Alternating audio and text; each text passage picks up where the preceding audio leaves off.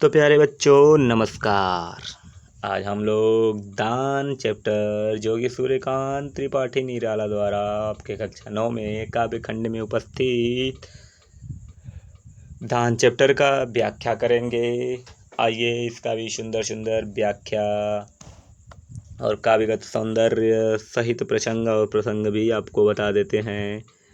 तो चलिए आइए मेरे साथ गाइएगा कि निकला पहला अरविंद आज देखता आनंद रहस्य साज सौरभ वसना शमीर बहती कानों में प्राणों की कहती गोमती छिड़कटी नटी नवल नृत्य पर मधुर आवेश चपल मैं प्रातः पर्यटनार्थ चला लौटाया पुल पर खड़ा हुआ। तो संदर्भ जान जाइए कि प्रस्तुत पद्य पंक्तियाँ हमारी पाठ्य पुस्तक हिंदी काव्य में संकलित सूर्यकांत त्रिपाठी निराला द्वारा रचित तापरा नामक काव्य ग्रंथ से दान शीर्षक कविता से ली गई है। ठीक है, कविवर कहते हैं कि जो प्रसंग है कविता में ढोंगी दानियों का व्यंग्य किया है और इन पंक्तियों में कवि ने प्रातःकालीन प्राकृतिक सौंदर्य का वर्णन भी किया है। ठीक है, तो कवि कहते हैं कि प्रकृति के रहस्यमय सुंदर श्रृंगार को देखने के लिए आज पहला अरविंद निकला है। अरविंद का यहाँ पर दो अर्थ होता है दोस्तों। सरोवर में खिला हुआ पहला कमल अर्थात प्रातः काल का सूर्य, जो ज्ञान का सूर्य है, यहाँ पर दो अर्थ देता है अरविंद के साथ। तो बोल रहे हैं कि जो ये प्रकृति है रहस्यमय सुंदर श्रृंगार को देखने के लिए पौ फटते ही पहला कमल खिल गया है, अर्थात प्रकृति के रहस्यों को निर्दोष भाव से देखने के लिए आज ज्ञान का पहला प्रतीक सूर्य निकला है। आज ही पहली बार कवि को धर्म व आडंबर का स्वरूप देखकर वास्तविक ज्ञान प्राप्त हुआ है। सुगंधि रूपी वस्त्र धारण करके, वस्त्र धारण करके ये जो वायु है, जो समीर है, वह मंद मंद बह रही है। जब कानों के निकट से गुजरती है, कानों के प्राणों में मालूम पड़ता है कि कानों से कुछ कह जाती है। पुलकित करने वाली गतिशील का संदेश दे रही है। गोमती नदी में कहीं कहीं पानी कम होने के कारण गोमती छिड़कटी नटी नवल अर्थात गोमती नदी में कहीं कहीं पानी कम होने के कारण वह एक पतली कमर वाली छिड़ था पतली कटी मतलब कमर वाली नवेली अर्थात नई या नवल नटी अर्थात नृतिका या नायिका से जान पड़ती है। उसमें उठती गिरती लहरें नृत्य पर मधुर आवेश चपल अर्थात उठती गिरती लहरों के कारण वह धारा मधुर उमंग से भरकर नृत्य करती हुई जानती पड़ती है। इसका काव्यगत सौंदर्य रहेगा कि जो भाषा है वह खड़ी बोली है, संस्कृत निष्ठ शैली वर्णात्मक और प्रतीकात्मक है, रस शांत और श्रृंगार है, शब्द भक्ति है और जो लक्षणा है गुण माधुर्य है और अलंकार जो है रूपक और मानवीकरण तथा अनुप्रास है। तो आगे देखते हैं कि मैं प्रातः पर्यटनार्थ चला लौटा पुल पर खड़ा हुआ सोचा विश्व का यह नियम निश्चल जो जैसा उसको वैसा फल देती यह प्रकृति स्वयं सदया सोचने को न रहा कुछ नया सौंदर्य गीत बहुवर गंध भाषा भावों के छंद बंद और भी उच्चतर जो विलास प्रकृति दानवे सब प्रयास या अनायास आते हैं सब में है श्रेष्ठ धन्य मानव सब में है श्रेष्ठ धन्य मानव। फिर देखा उस पुल के ऊपर बहुसंख्यक बैठे हैं वानर एक और पंथ के कृष्ण काय कंकाल शेष नर मृत्यु प्राय बैठा सशरीर दैन्य दुर्बल शिक्षा को उठी दृष्टि निश्चल अति क्षीण कंठ है तीव्र श्वास जीवन ज्यो ज्योता जीवन से उदास ढोता वह कौन सा भोगता कौन सा पाप यह प्रश्न सदा ही है पथ पर सदा मौन इसका उत्तर। जो बड़ी दया का उदाहरण पैसा उसका एक उपाय करण। ठीक है, तो अब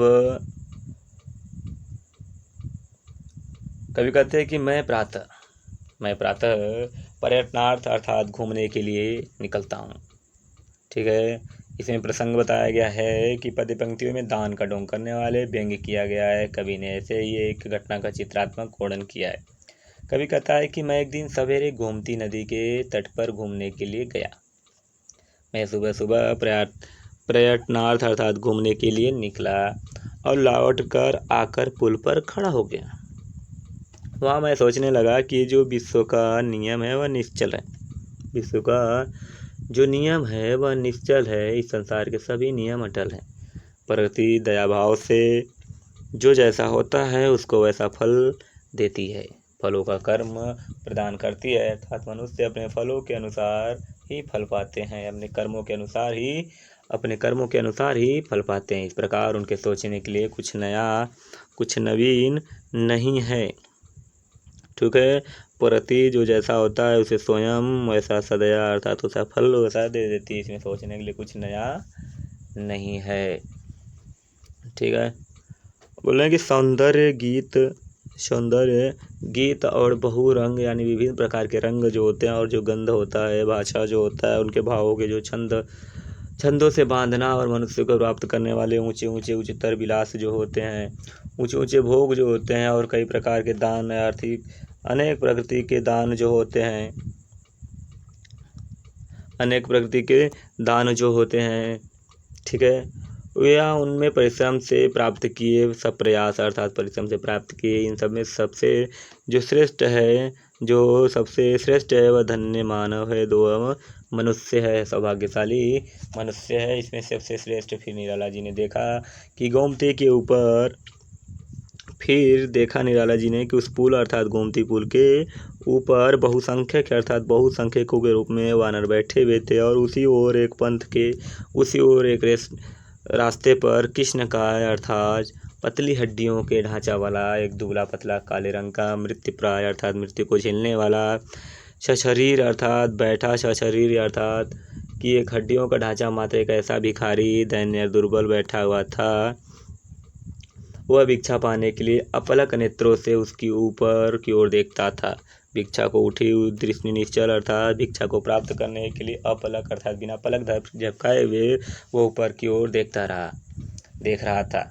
ठीक है, ऐसा लग रहा था कि मानव एक जीवन से बिल्कुल उदास होकर जी रहा है। ऐसा मालूम हो रहा था कि वो अपने जीवन से उदास होकर जी रहा है और वो सोच रहा कि मैं कौन सा शाप पा गया हूँ जो उसे अभी तक ढो रहा हूँ। यह कौन सा पाप है, जो कौन सा कठिन पाप है मैं जिसे अभी तक भोग रहा हूँ। मार्ग से गुजरने वाले इस पथ से गुजरने वालों का हमेशा यही सोच है, किंतु उसका कोई उत्तर नहीं है। वह सोचते हैं, मार्ग से गुजरने वाले सभी लोग यही सोचते थे कि किंतु उसका कोई उत्तर नहीं दे पाता था। अधिक कोई अगर उत्तर देने का प्रयास भी करता था, कोई उपाय भी सोचता था तो बहुत करता था, उसके पास 1 रुपये 2 रुपये के सिक्के फेंक कर चला जाता था। वह लोग सोचते थे कि इसका जो उपाय करण केवल एक पैसा ही है। ठीक है, न जाने जीवन के रूप में वह कौन सा सांप ढो रहा था, उसका केवल एक ही उपाय करण सभी लोग सोचते हैं कि वह पैसा ही है। ठीक है, काव्य का सौंदर्य जान जाइए कि भाषा जो है संस्कृत खड़ी बोली है, शैली वर्णनात्मक है, रस शांत है, अलंकार जो है अनुप्रास और उत्प्रेक्ष है। ठीक है, तो आगे कवि क्या कहते हैं कि मैंने झुक नीचे को देखा तो झलकी आशा की रेखा, विप्रवर स्नान कर चढ़ा सलील, शिव पर दुर्वादल दंडुल तिल, लेकर झोली आए ऊपर देख कर चले तत्पर वानर, द्विज राम भक्ति की आश भजते शिव जी को 12 मास, कर रामायण का पारायण जपते हैं श्रीमन रामायण, दुख पाते होते जब अनाथ कहते कपियों के जोड़ हाथ, मेरे पड़ोस के वे सज्जन करते प्रतिदिन सरिता मज्जन। और झोली से पुए निकाल लिए बढ़ते कपियों के हाथ दिए। देखा भी नहीं उधर फिर कर जिस ओर रहा वह भिक्षु इधर। चिल्लाया दूर किया दानव बोला मैं धन्य श्रेष्ठ मानव। बोला मैं धन्य श्रेष्ठ मानव। तो प्रसंग है कि सूर्यकांत त्रिपाठी निराला जी ने अपनी दान शीर्षक कविता में ढोंग करने वाले दिखावटी धार्मिक लोगों पर तीखा व्यंग्य किया है। ठीक है, कवि कहता है कि मैंने झुककर पुल के नीचे देखा तो मेरे मन में कुछ आशा की रेखा जागी। एक आशा जागी तो झलकी एक आशा की रेखा, अर्थात मेरे मन में एक आशा की रेखा उत्पन्न हुई। वहाँ एक ब्राह्मण अर्थात पंडित जी स्नान करके शिव जी पर जल चढ़ाकर और दूब चावल तिल आदि भेंट करके अपनी झोली लिए हुए ऊपर आए। तंडुल मतलब कि चावल, तिल होता है, ठीक है, दुर्वादल मतलब दूब होता है, ठीक। तो एक पंडित जी वहाँ पर स्नान करके शिव जी के पिंडी पर या उनके मूर्ति पर, ठीक है, जल चढ़ाकर और दूब चावल तिल आदि भेंट करके झोली को लेकर ऊपर आए। उसको देखकर बांदर शीघ्र ही देखकर चले तत्पर वानर, उनको देखकर बंदर शीघ्र ही उनके पास दौड़े। यह ब्राह्मण भगवान राम भक्त का था। यह जो ब्राह्मण था वह राम भक्त था। उसे भक्ति करने से कुछ मनोकामना पूरी होने की आशा थी, ठीक है। वह बारहों मास सब साल भर शिव जी की भक्ति करता था, ठीक है, आराधना करता था। वे ब्राह्मण महाशय प्रतिदिन काल रामायण का पाठ करने के बाद वह जो ब्राह्मण था वह रामायण का प्रतिदिन पाठ करने के बाद श्रीमन भगत रामायण जपता था, ठीक है, श्रीमन नारायण मंत्र का जाप करते था, ठीक है। वह अंधविश्वासी ब्राह्मण जब कभी दुख होता था, वह जो अंधविश्वासी ब्राह्मण था जब कभी दुख होता था, जब अपने आप को अनाथ पाता था, तो वह कपियों के हाथ अर्थात बंदरों के सामने हाथ जोड़कर उसका दुख दूर करने को कर दे कहता था कि मेरा जो दुख है उसका जो दुख है दूर कर दे। कभी उस ब्राह्मण का परिचय देते हुए कहते हैं कि वे जो सज्जन मेरे पड़ोस में रहते हैं, ठीक है, वे मेरे पड़ोस में रहते हैं और प्रतिदिन गोमती नदी में स्नान करते हैं, प्रतिदिन सरिता मज्जन करते हैं, गोमती नदी में स्नान करते हैं। उसने पुल के ऊपर पहुंचकर अपनी झोली से पुए निकाल लिए। वह पुल के ऊपर पहुंचे और झोली से पुए निकाल लिया और हाथ बढ़ा के बंदरों के हाथ में रख दिए, ठीक है, बढ़ते कपियों के हाथ दिए, यानी झोली से पुए निकाल लिया और हाथ बढ़ाकर कपियों अर्थात बंदरों के हाथ में दे दिए। कवि को यह देखकर बड़ा दुख हुआ कि उसने बंदरों को तो बड़े चाव से पुए खिलाए, परंतु उधर देखा भी नहीं, उधर घूर कर जिधर वह भिखारी कातर दृष्टि से देखता हुआ बैठा था। मानवीय करुणा की उपेक्षा और बंदरों को पुए खिलाने के बाद अंधविश्वासी ब्राह्मण बोला है कि मैं अपने राक्षसी वृत्तियों से छुटकारा पा लिया, ठीक है, जिसके कारण जो कवि हैं वह बहुत दुखी हैं, परंतु निराला जी के मुख से निकला है कि धन्य हो श्रेष्ठ मानव। यह भाव है कि जो मनुष्य ईश्वर की सर्वश्रेष्ठ रचना है उसकी इतनी दुर्गति कि उसे बंदरों से भी तुच्छ समझा गया, मृणासन दशा में देखकर भी उसे भिक्षा के योग्य भी न समझा गया। मानवता का इससे बढ़कर क्रूर उपहास और क्या हो सकता है, ठीक है।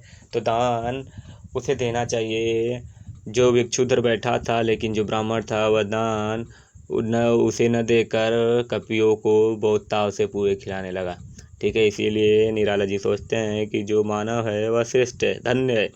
जो मनुष्य है ईश्वर की सर्वश्रेष्ठ रचना, इसकी इतनी दुर्गति के उसे बंदरों से भी तुच्छ समझा गया है। मरने की स्थिति में भी देखकर उसे भिक्षा देने की योग्य भी न समझा गया। मानवता का इससे बढ़कर क्रूर उपहास और क्या हो सकता है, ठीक है। तो उसका काव्य का सौंदर्य है कि भाषा जो है खड़ी बोली है। भाषा क्या है? खड़ी बोली है। ठीक। रस शांत है, अलंकार अनुप्रास है, शैली व्यंग्यात्मक है। ठीक है, तो मुझे विश्वास होगा कि आप लोग को ये पसंद आया होगा। धन्यवाद। चलते हैं अगले।